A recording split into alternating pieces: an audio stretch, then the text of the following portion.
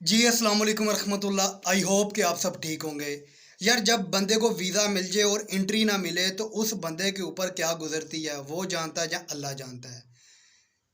Japan airport से entry नहीं मिली, क्यों नहीं मिली, सारा कुछ इस वीडियो के अंदर मैं आपको बताऊँगा। जिन भाइयों के जापान के वीज़े लग गए या तो वो इस तरह अपनी मुकम्मल तैयारी कर जाएँ। ये ना हो, अल्लाह ना करे कि आप लोगों को भी एंट्री ना मिले। क्योंकि जापान का वीज़ा लगने के बाद जब आप जो है ना 10% जो है ना अपनी कामयाबी करते हैं। 90% कामयाबी आपको उस वक़्त होती है जब आप जो है ना एयरपोर्ट क्लियर करते हैं। तो एयरपोर्ट क्लियर करना ही जापान का सबसे बड़ा जो है ना वो बंदे की कामयाबी है।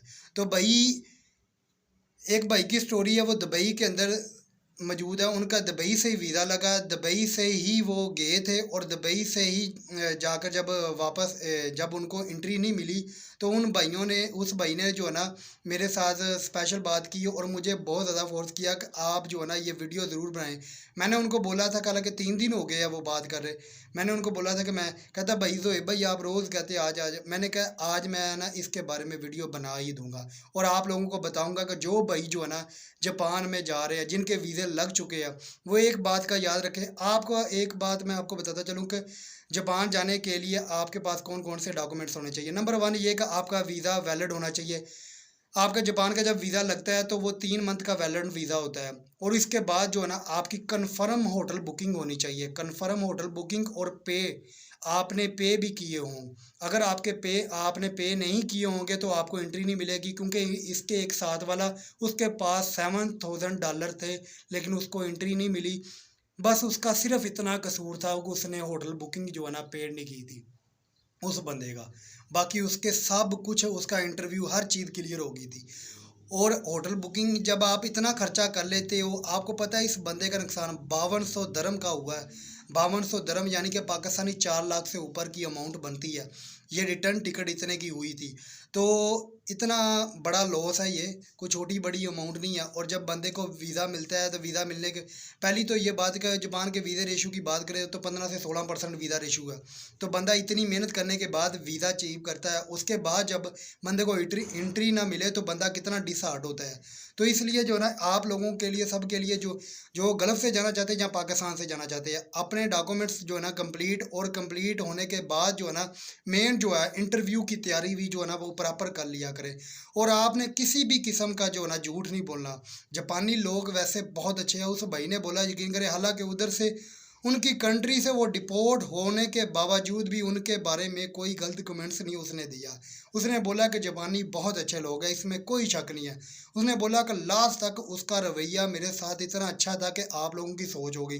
उसने बोला कि इससे पहले भी मैं कोई 7 कंट्री का ट्रैवल कर चुका हूँ, लेकिन मुझे जितने जापानी अच्छे लगे, हालाँकि मुझे डिपोर्ट किया उन्होंने, तो उतना मुझे कोई भी अच्छा नहीं लगा। तो आप खुद हिसाब लगा लें कि वो जापानी कितने लोग अच्छे हैं। वैसे भी मैं कई बार कई वीडियो के अंदर मैं बोल चुका हूँ, जापानी और कोरियन जो है ये अगर दुनिया में सही जो निज़ाम चल रहा है ना वो जापानी और कोरियन का है, ठीक है? और बाकी तो सब जो है ना हर जगह में क्राइम और जराइम सब कुछ होता है। ये लोग जो है ना बहुत सच्चे-साचे हैं।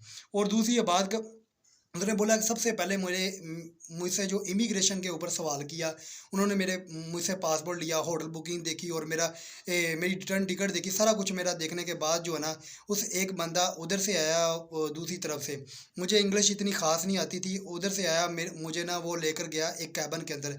वो केबिन के अंदर मुझे ले गया, लेने के बाद जो है ना मुझे एक ट्रांसलेटर लेकर आया। वो लड़की थी, इंडियन थी, पता नहीं पाकिस्तानी थी, मेरा ख़्याल कहता है इंडियन ही थी। वो मेरे साथ सवाल करती, वो जापानी इंडियन के साथ करता था और वो मेरे साथ सवाल करती थी और फिर मैं जवाब। और सबसे पहला जो उन्होंने सवाल बाद में उधर जो केबिन के अंदर लेकर गए, उन्होंने बोला कि आप जापान क्यों आए हैं? उसने बोला कि मैं जापान विज़िट करने आया हूँ, मुझे जापान बहुत खूबसूरत लगता है। उसने बोला कि आपको कैसे पता है कि जापान खूबसूरत है? आपने कहाँ देखा जापान को खूबसूरत? उसने बोला कि मैंने यूट्यूब के ऊपर देखा है। तो उसने बोला कि आप यूट्यूब के ऊपर अपना दिखाएँ, आपने यूट्यूब पर कहाँ देखा? तो वो अपना मोबाइल ओपन किया, मोबाइल ओपन करने के बाद जब सर्च करना, उसने बोला नहीं हिस्ट्री दिखाएँ। तो अभी हिस्ट्री जो 1-2 दिन पहले तो वो देख कर नहीं आया था, ठीक है? तो इसलिए जो है ना उसने बोला कि मेरी हिस्ट्री, कुछ लोग जो है अपनी हिस्ट्री जो है ना साथ-साथ क्लियर करते रहते हैं। उसका जो मेन मसला वो यही था कि हिस्ट्री उसने मैंने क्लियर कर कर आया था, ठीक है। यानी कि वो क्लियर की थी वो, उसने उसने बोला कि मैंने 2 मंथ पहले देखी थी, और उसके बाद जब मेरा वीज़ा लगा, वीज़ा लगने के बाद मैंने कोई वीडियो नहीं देखी। तो उन्होंने ये समझा कि ये झूठ बोल रहा है। इसके बाद जो है सबसे उसने बोला है कि मैं ये आपको बात पहले बता दूं कि जब भी आप गल्फ़ कंट्री के अंदर मौजूद हों और आपका जापान का या किसी भी कंट्री का आपका वीज़ा लग जाए शेंजन कैटेगरी का, तो आप पाकिस्तान का ट्रैवल मत किया करें। जब आप पाकिस्तान का ट्रैवल कर कर और वापस अपनी दोबारा दुबई या किसी और कंट्री में आते हैं, उधर से फिर यूरोप या जापान का ट्रैवल करते हैं, तो उसने बोला कि सबसे मेन रीज़न ये भी बना था कि उन्होंने बोला कि जब आपका वीज़ा लगा तो आप डायरेक्ट जापान क्यों नहीं आए? आप पहले पाकिस्तान गए, पाकिस्तान से फिर दुबई आए, दुबई से फिर जो है ना आप जापान आए। तो आपका ये प्लान है कि आपने जो है ना जापान से वापस नहीं जाना। उसने बोला है कि नहीं, ऐसा कुछ नहीं है, मैंने जापान से वापस ही जाना है, मैंने जस्ट ट्रैवल करना है, विज़िट करना है, घूमना फिरना है, 7 दिन का मेरा प्लान है और मैंने वापस चले जाना है।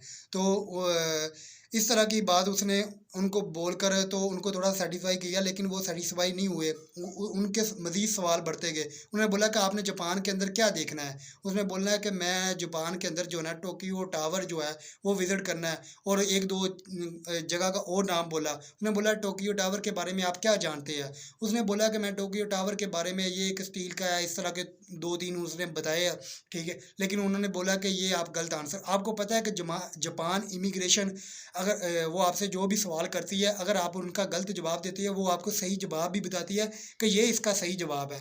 तो ये भी बहुत नॉलेज हो जाता है, बंदे के इल्म में इजाफा हो जाता है जब आपको बताते हैं, जब आप उनके सवाल का जवाब देते हैं तो गलत होता है सवाल, तो वो गलत होने के बाद वो आंसर सही भी देते हैं कि ये इसका सही जवाब है। तो उसने जो बोला है, उसने बोला कि ये एक जो है ना ट्रैवल प्लान है, ट्रैवल प्लान कह दिया।